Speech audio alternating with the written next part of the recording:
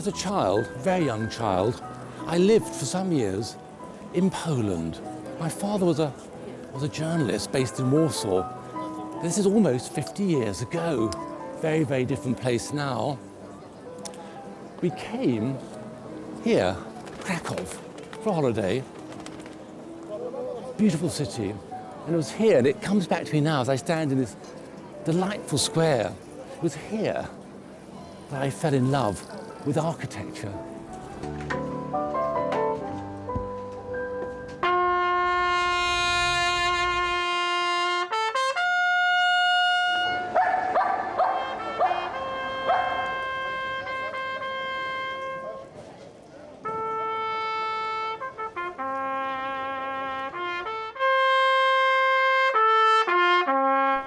There's a sound that cuts through me like a knife, brings back such memories. Every hour, that chap up there playing his bugle sounds that very haunting little tune. The story is, in the 13th century, there was a watchman up there looking around the fields, the plains around the town, watching for attackers. And then the attackers came, these fearsome nomadic warriors, the Tartars. He sounded a warning note, but a Tartar arrow got him in the throat just as he was finishing the warning. And that's why that note ends on that haunting, broken note as the arrow severs his neck.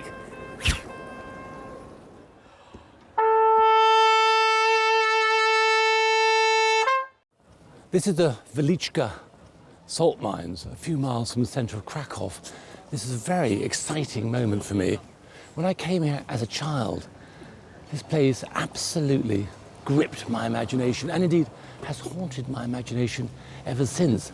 Will this experience I'm about to have now live up to my memories, or will it be a bitter disappointment? Dziękuję.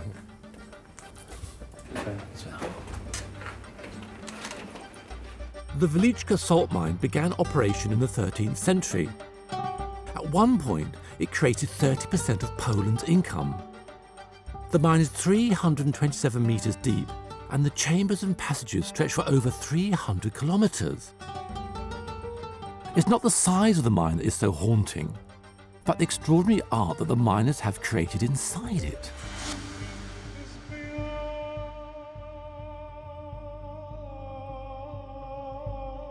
This is the chapel of the Blessed Kinga, the patron saint of Polish miners, started in 1896.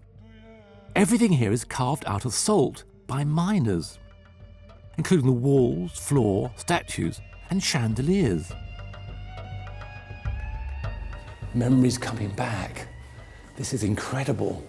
This is, yes, St. Anthony's Chapel from the late 17th century. This is where I discovered that fairyland is real. Look at this fantastic stuff from the salt. Architecture, classical architecture, really primitive sort, lovely. It's been carved. And figures of saints.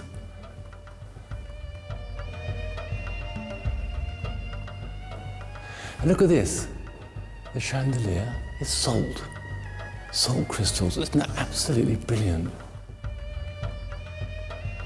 All made by the miners. That's the thing.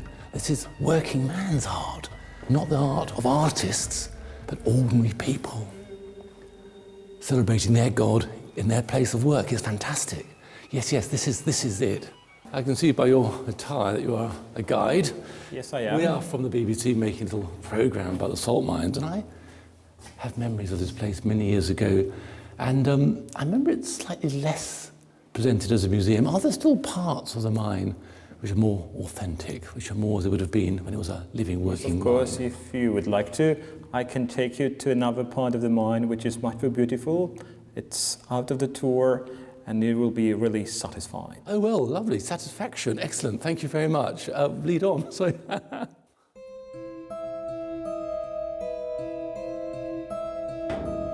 Commercial salt production at Wieliczka stopped 10 years ago. But one part of the mine is still being used by mineralogists.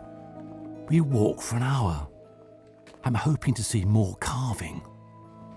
Obviously the miners felt in some state of peril asking for protection as they worked the salt.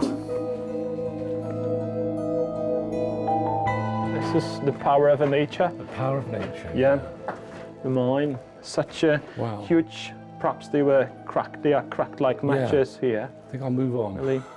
Not sure what's happening up here. Yeah, that of one's course. cracked too. Yeah. Wow, the whole thing's in movement. And look at this, the salt. Yeah. Salt of, recrystallized. Yeah. That's fantastic. That's coming out of the rock. There is a seepage of the salt. It's salty, I think. Beautiful stalactites if you look here. And here, yeah.